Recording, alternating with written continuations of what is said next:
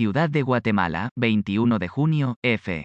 Una polémica reforma de ley para las organizaciones no gubernamentales en Guatemala que permite fiscalizarlas arbitrariamente, entró en vigor este lunes pese al rechazo de diversas entidades sociales. La modificación a la ley fue aprobada en febrero de 2020 por el Congreso guatemalteco y avalada el pasado 14 de junio por el máximo tribunal del país, la Corte de Constitucionalidad, tras descartar un recurso legal en contra de la normativa. Inicialmente, en marzo de 2020, la Corte de Constitucionalidad había suspendido la ley de manera provisional por un recurso legal de varias entidades y personas particulares, a la espera del dictamen definitivo que finalmente fue divulgado el pasado 14 de junio. La suspensión de la ley por la Corte en 2020 obedecía a que este tribunal estima que la vigencia de dicho decreto conlleva amenaza de violación de derechos humanos. Sin embargo, casi todos los magistrados titulares que componían la entidad en aquel momento no fueron reelectos en sus cargos en abril pasado para el período 2021 a 2026 del tribunal, y la decisión de avalar la ley fue modificada por los nuevos miembros de la Corte.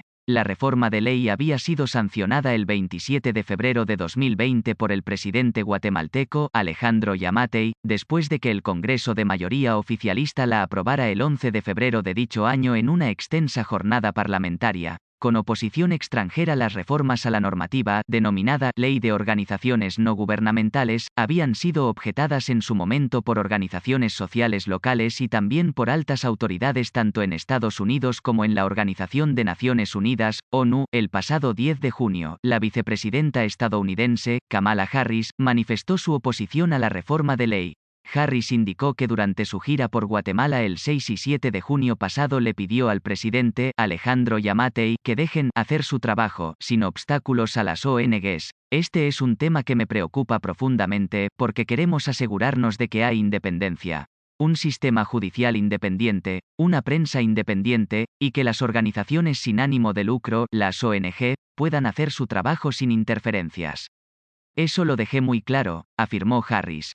El subsecretario interino de Estado para Asuntos del Hemisferio Occidental de Estados Unidos en febrero de 2020, Michael Kozak, manifestó de igual forma su oposición a la reforma de ley mediante sus redes sociales. Según Kozak, la reforma de ley propone requerimientos dificultosos para las organizaciones no gubernamentales, que juegan un papel clave en la construcción de las diversas democracias. La Oficina del Alto Comisionado para los Derechos Humanos, o ACNUDH, de la ONU en Guatemala también había advertido en 2020 sus reservas con respecto a la nueva normativa. La alta comisionada de las Naciones Unidas para los Derechos Humanos en 2019, Michelle Bachelet, de igual forma manifestó en ese año su preocupación por la ley, que introduce requisitos y controles administrativos aplicables a ONG nacionales e internacionales, que, en la práctica pueden usarse de manera discrecional o arbitraria para limitar su labor.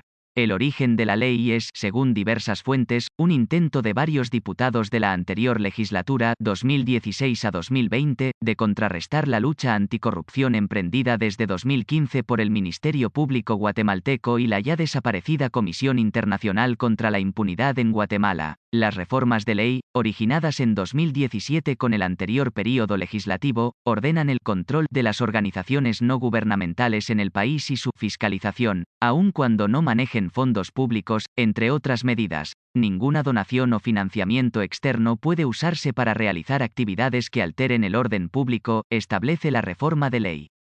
Si una ONG utiliza donaciones o financiamiento externo para alterar el orden público, será inmediatamente cancelada, reza la normativa. La entidad Acción Ciudadana, representante en Guatemala de Transparencia Internacional, manifestó este lunes en un comunicado su oposición a la entrada en vigor de la reforma de ley y detalló que elevaron un recurso legal ante la Corte de Constitucionalidad para solicitar el bloqueo de la reforma. Agencia EFE.